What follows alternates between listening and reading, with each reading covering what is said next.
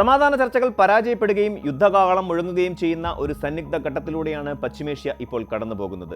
ലോകം മുഴുവൻ ഇപ്പോൾ ഉറ്റുനോക്കുന്നത് ഒരേയൊരു ചോദ്യത്തിലേക്കാണ്: ഇറാന്റെ പരമോന്നത നേതാവ് അയത്തുള്ള അലി ഖമേനി എവിടെയാണ് എന്നത്.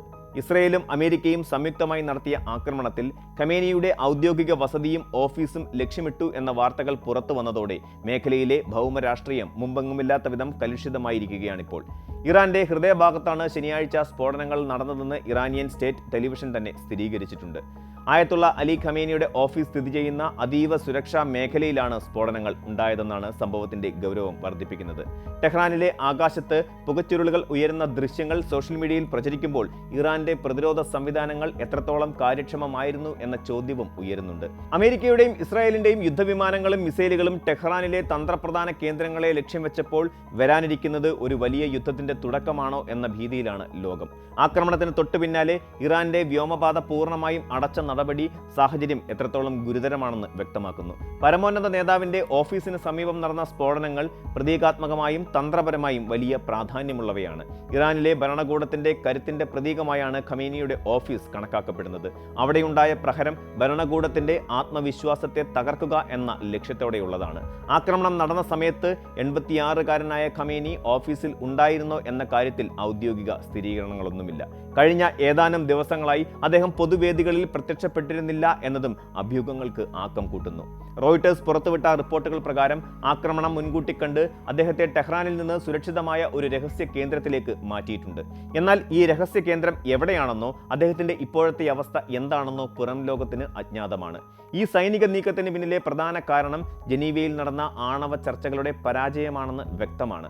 ഇറാനും പാശ്ചാത്യ രാജ്യങ്ങളും തമ്മിൽ ദീർഘകാലമായി നിലനിൽക്കുന്ന ആണവ തർക്കം പരിഹരിക്കാനുള്ള അവസാനത്തെ ശ്രമമായിരുന്നു ജനീവയിലേത്.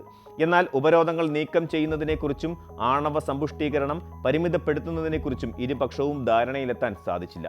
ഈ നയതന്ത്ര പരാജയമാണ് സൈനിക നടപടിയിലേക്ക് നീങ്ങാൻ അമേരിക്കയെയും ഇസ്രായേലിനെയും പ്രേരിപ്പിച്ചത്.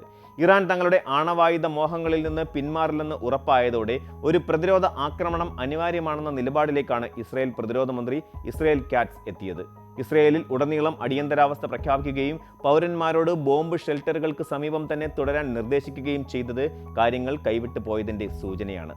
ഇറാന്റെ തിരിച്ചടി ഉണ്ടാകുമെന്ന് ഉറപ്പായതോടെയാണ് ഇസ്രായേൽ ഈ മുൻകരുതലുകൾ എടുത്തത്.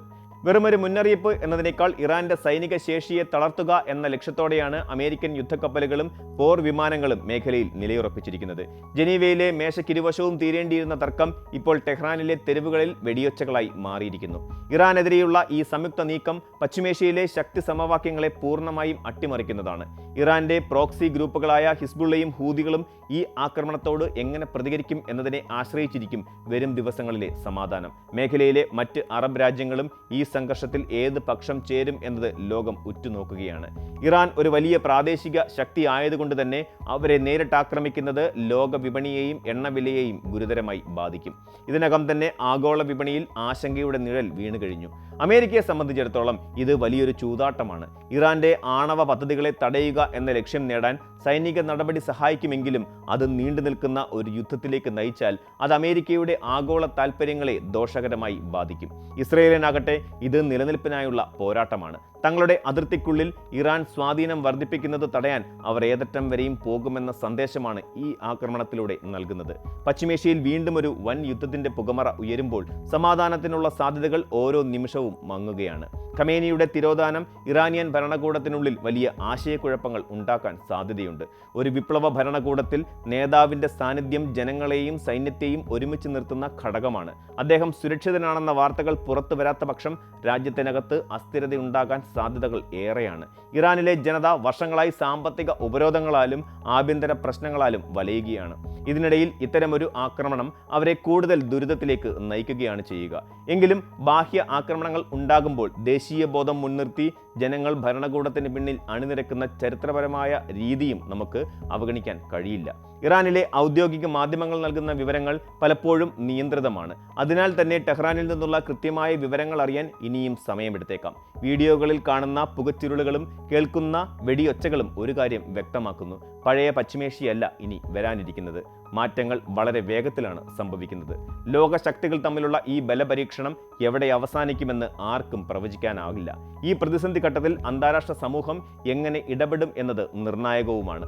ഐക്യരാഷ്ട്രസഭയും യൂറോപ്യൻ രാജ്യങ്ങളും സമാധാനത്തിനായി ആഹ്വാനം ചെയ്യുന്നുണ്ടെങ്കിലും തന്ത്രപ്രധാനമായ നീക്കങ്ങൾ നടന്നു കഴിഞ്ഞ സാഹചര്യത്തിൽ ഒരു പിന്മാറ്റം ഇനി എളുപ്പമല്ല. ഇറാൻ ആണവ പദ്ധതികൾ ഉപേക്ഷിക്കാൻ തയ്യാറാകുമോ അതോ തിരിച്ചടിയിലൂടെ തങ്ങളുടെ ശക്തി തെളിയിക്കുമോ എന്നതാണ് ഇനി കാണേണ്ടത്. അയത്തുള്ള അലി ഖമേനിയുടെ ഓരോ നീക്കവും വരും മണിക്കൂറുകളിൽ ലോക വാർത്തകളിൽ നിറഞ്ഞു നിൽക്കും. പശ്ചിമേഷ്യയിലെ ഈ അഗ്നിപരീക്ഷ സമാധാനപരമായ ഒരു പരിസമാപ്തിയിലേക്ക് നീങ്ങട്ടെ എന്ന് നമുക്ക് പ്രത്യാശിക്കാം. എങ്കിലും നിലവിലെ സാഹചര്യങ്ങൾ അത്ര ശുഭകരമല്ല.